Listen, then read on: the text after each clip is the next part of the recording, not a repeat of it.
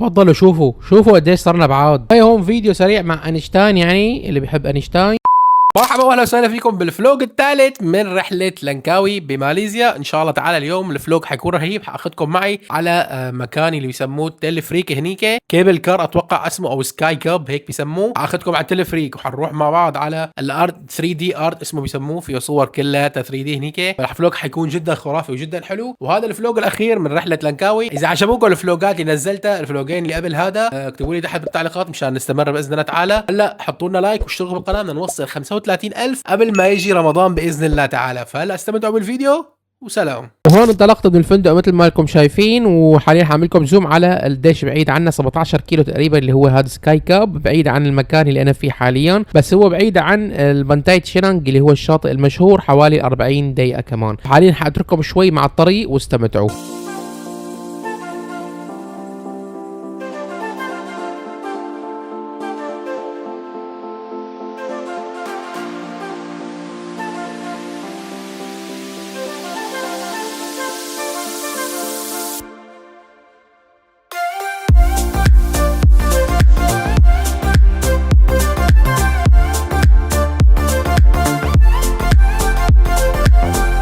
وهي هون هيك بنكون وصلنا للمكان اللي هو تبع التلفريك بعد حوالي 40 دقيقة مثل ما حكيت لكم. وشوفوا شلون الجو كان عن جد رهيب. وشوفوا لي هدول المحلات عاملينهم على شكل التلفريك اللي هو الكيبل كار مثل ما حكيت. وهذا هو المدخل للمدينة اللي بدنا ندخل عليها، اللي فيها التلفريك والمتحف اللي حكيت عليه. وطبعا حاطين وين ما كان شو اسمه اشارات مشان تعرف تمشي داخل المدينة. وهي هون مكان شراء التذاكر مثل ما انكم شايفين.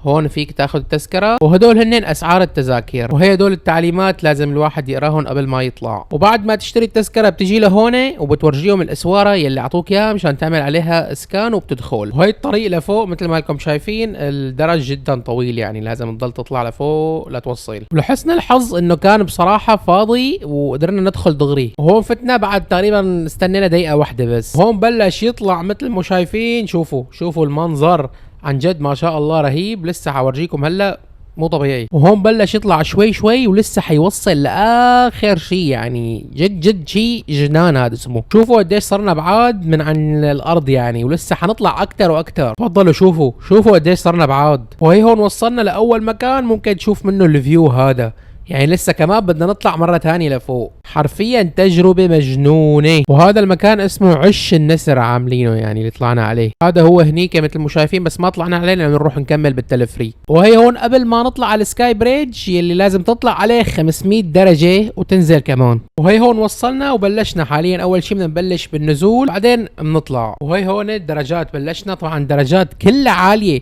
حرفيا، كلها عالية. وهي هون حاطين الإشارة، ما بعرف شو هي 500 درجة ولا شو قصدهم، ما بعرف. وهي هون دخلنا بالجد حاليا، وشوفوا لي حرفيا بقلب الغابة عم ننزل احنا. وهي هون بنكون وصلنا لجسر السماء سكاي بريدج حرفيا. لسه عنا طلعة. وهي هون حرفيا بدون مبالغة ونحن عم نمشي مع الناس، يعني عم يتحرك كان الجسر. حسيت شوفوا شلون معلق بالسماء. وهي لقطة من فوق مثل ما شايفين. شوف يعني مو طبيعي والله. قديش عم بوصف لكم انا، بس اللي بتكون انت غير. شوف عاملين ارض زجاجيه بتشوف كل شيء تحت. شو هاد؟ هون بعد ما تمشي بتوصل لهذا المكان اللي حاطين فيه بعض المعلومات ومسكر، يعني مشان ما يجي عليك شمس، وفيك تتصور بهالفيو الرهيب. وهي هون حاطين بعض المعلومات عن الجسر يلي نحن فيه، اللي هو سكاي بريدج اسمه مثل ما حكيت. وهي هون بلش مسلسل العوده. بعد بدنا نطلع على 500 درجه حاليا، يعني رسميا. شوف تصوير ما عم بعرف صور كنت انا. شوفوا كمية الارتفاع بالدرجات حرفيا مو طبيعية. شوفوا وين انا، يعني كله كرمالكم مشان تصوير. وهي هون بعد ما طلعت نص الدرجات لسه. وهي هون بنكون وصلنا واخر كم درجة بقيانين حرفيا. هي هلا جينا لمعرض ال 3 دي ارت اللي قلت لكم عليه. وهي هون اول ما بتدخلوا بتشوفوا هدول الصور اللي حاطينهم. طبعا حاطين كل قرنة شلون بتقدر تاخذ الصورة. بتوقف هيك وبتاخذ الصورة. وهي هون اول قسم مشان تاخذ الصور تبع اسمه الكائنات البحرية. وهي هون تاني قسم موجود فيهم هدول الصور كمان، فيلة ونسر ودب قطبي وما بعرف شو، كلهم بتقدر تصور معهم ك 3 دي. وهي هون المكان الثالث حاطين ناسا وحاطين دباندا وما بعرف شو كمان. شوفوا كمان هون حاطين اينشتاين، يعني اللي بيحب اينشتاين يا اخي. وهون المعجبين هلكوني بس بدهم يقعدوا يصوروا. وهي هون فيديو سريع مع اينشتاين، يعني اللي بيحب اينشتاين. وهي هون القسم الثاني لفوق كمان، بدك تطلع درج، احنا ما خلصنا من هنيك بيطلع لنا هون كمان. وهي هون حاطين لكم سفينه اللي بيحب يركب سفينه يعني. شوفوا لي كميه الصور اللي ممكن تتصور فيها، حرفيا اذا بدك تضل بهذا المتحف بدك ساعتين 3.